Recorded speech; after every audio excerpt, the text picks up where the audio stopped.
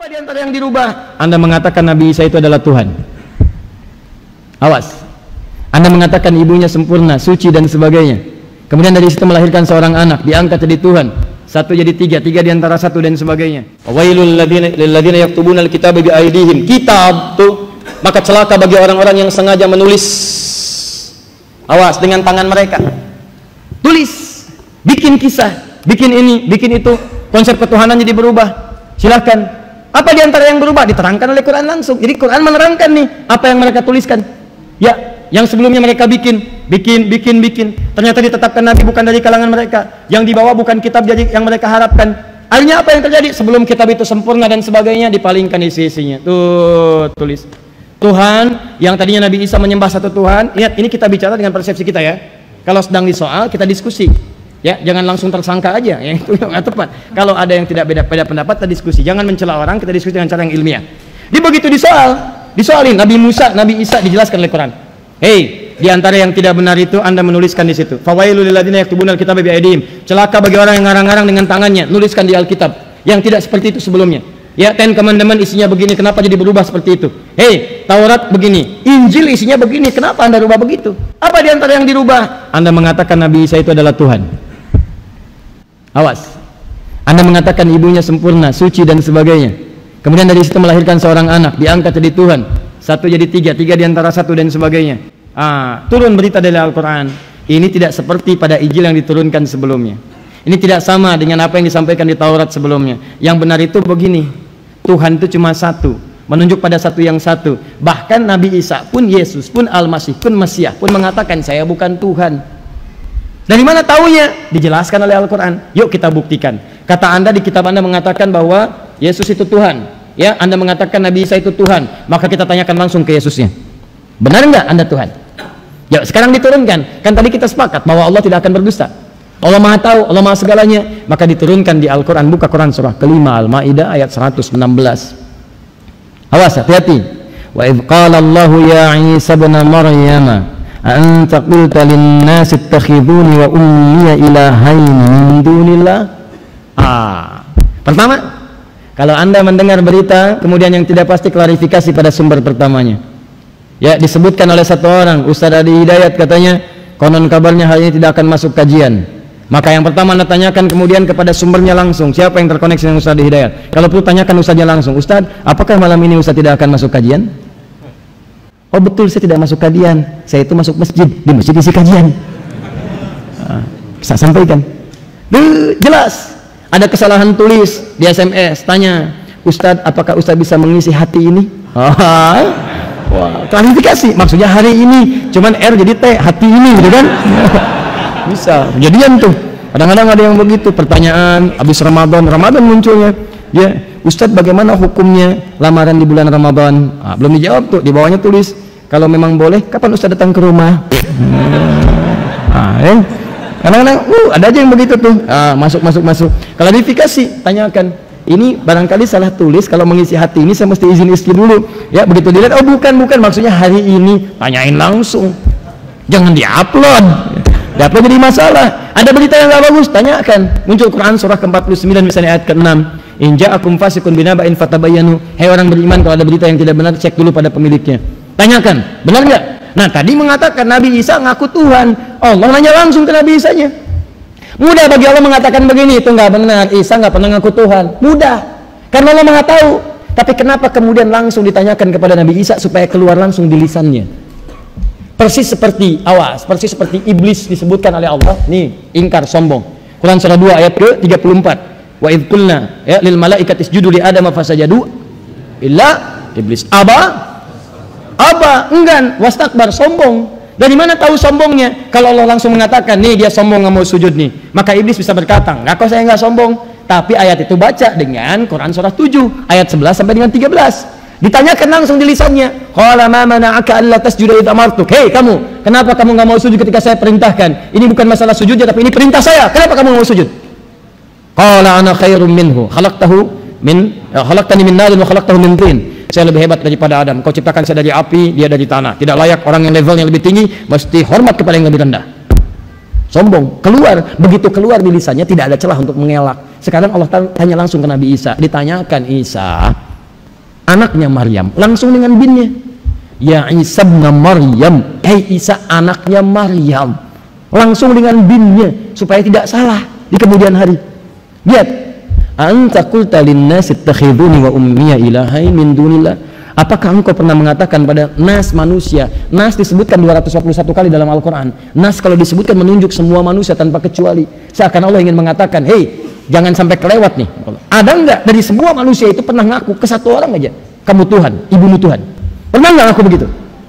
Semua manusia pastikan ya, ingat-ingat, kecil, besar, tua, muda, laki-laki, perempuan, pernah ngaku enggak? Kata Isa, enggak pernah saya. In kuntu qultuhu laqad alimta. Ya Allah, engkau Tuhan. Kalau saya pernah katakan, pasti engkau mengetahui lebih daripada saya. Itu kalimat yang ngalir di lisannya. Indah sekali. Di pertama, Nabi saja yang dikatakan mengaku Tuhan, nabinya sendiri mengatakan saya bukan Tuhan. Jadi kalau orang yang mengatakan saya bukan Tuhan dan Anda menuhankannya, berarti ada yang salah dengan pemikiran Anda. Ini kaidah Quran, logikanya Quran.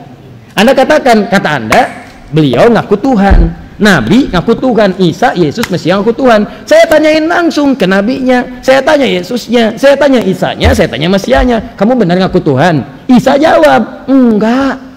Kalau saya ngaku Tuhan, pasti engkau lebih tahu ya Allah. Nih kata Isanya, dia nggak ngaku Tuhan. Kenapa kau masih mempertuhankan? Logis gak? Anda katakan kemarin dia ngutang, saya tanya orangnya, kamu ngutang kemarin? Enggak.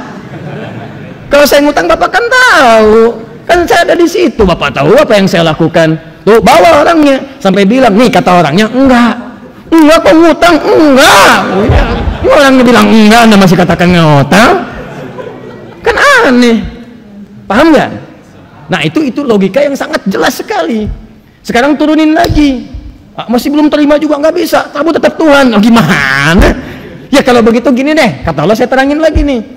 Pertama, sifat Tuhan mesti beda dengan makhluk. Khalik beda dengan makhluk. Nih, lihat sini kata Allah. Turunkan. Muncul Quran ke 112. Ini kan udah nih. Muncul yang ini. Awas ya, ini diskusi nih. Ini diskusi. Jadi jangan menjelek-jelekan, kita di sini sedang membahas tentang isi kitab kita. Kata kitab kita begini, kalau tidak sepakat dibantah dengan isi kitab Anda, terus kita diskusikan. Jelas ya? Tanpa harus menyoal satu dengan yang lainnya. Kalau masih beda pendapat, kita saling doakan. Kami yang mendoakan, insya Allah tetap kita bisa minum teh bersama. Ya, baik. Kalau perlu kita bayarin, insya Allah. Nah sini, Qul, katakan Muhammad. Nah, Anda kan masih nggak ngaku nih, masih mau nyoal pada orangnya enggak? Katakan, yuk kita ajarkan konsep ketuhanan. Qul, katakan, huwallahu. Lihat sini, kalau Anda mau menjadikan seseorang sebagai Tuhan, saya kasih contoh kata Allah. Allah. Nih, Allah, saya Tuhan. Sifat Tuhan itu kata Allah, ahad. Mesti ahad. Nggak bisa ada Tuhan itu tidak ahad. Allah sifat pertamanya mesti ahad. Ingat, karena Tuhan itu mesti beda dengan makhluk. Khalik beda dengan makhluk. Kalau makhluk berpasangan, buka Quran surah 51 ayat 49, paling kiri sebelah bawah. Quran surah 51 ayat 49. Sudah? Wa min kulli syai'in khalaqna zawjaini la'allakum tadhakkarun. Ada? Baik, dan dari semua hal yang makhluk kami ciptakan berpasangan supaya Anda tahu cuman Allah yang tidak punya pasangan. Laki-laki pasangan perempuan, siang pasangannya malam, hitam pasangannya putih, dan seterusnya.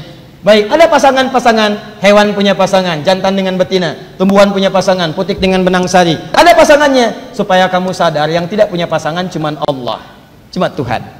Nah, prinsipnya bukan karena pasangannya, prinsipnya sifat Tuhan mesti beda dengan manusia. Kalau manusia berpasangan, maka Tuhan nggak boleh berpasangan. Kalau manusia itu misalnya lemah, Tuhan mesti kuat. Kalau manusia begini, Tuhan mesti beda. Kalau nanti Tuhannya sama dengan manusia, maka ini celaka. Kenapa kita mempertuhankan Tuhan padahal sama dengan manusia? Maka Anda mesti sepakat dulu, pertama, Tuhan mesti beda dengan manusia. Pertama kata Allah, sifat Tuhan itu mesti esa, ahad. Ahad, satu, tidak boleh ada dua dan yang lainnya. Kenapa? Teruskan. Saya kasih contoh kata Allah, Allahus Samad. Kalau sudah satu, ini akan jadi acuan. Kalau minta pada yang satu, harapannya kuat dan akan keluar jawaban dari satu titik.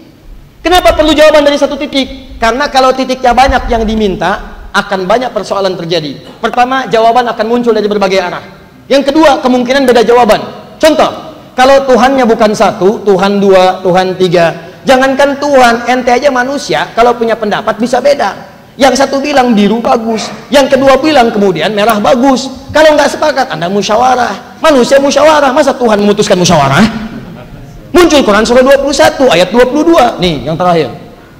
Ini Quran surah 21 ayat 22. Awas, lau kana fihi ma'alihatun illallahu la fasadata. Kata Allah, hei, kalau sifat Tuhannya bukan Allah yang satu ini, banyak Tuhan, alihatun banyak. Tuhan satu, Tuhan dua, Tuhan tiga. La fasadata, rusak nanti kehidupan di muka bumi. Kenapa? Karena keputusannya itu akan beda-beda, mungkin nggak akan sama.